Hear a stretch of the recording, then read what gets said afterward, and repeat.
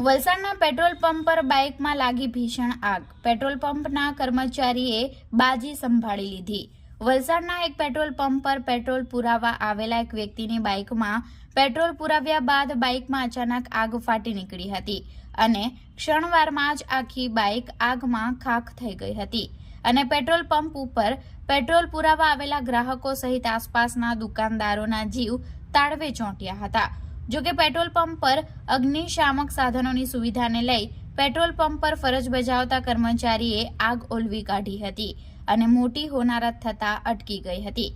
ત્યારે આ બનાવ અંગે ઘટના સ્થળેથી મળતી વધુ વિગતો મુજબ વલસાડના કલ્યાણબાગ સ્થિત આવેલા પેટ્રોલ પંપ પર આજે બપોરના સુમારે એક વ્યક્તિ સ્પ્લેન્ડર બાઇક નંબર GJ15DF 2896 લઈને પેટ્રોલ પુરાવવા માટે આવ્યો હતો અને બાઇકમાં પેટ્રોલ પુરાવ્યા બાદ બાઇક ચાલુ કરવા જતા બાઇકમાં અચાનક આગ લાગી ગઈ હતી અને જોતજોતામાં આખી બાઇક આગની લપેટમાં આવી ગઈ હતી, જેને લઈ પેટ્રોલ પંપ પર ભાગદોડ મચી જવા પામી હતી.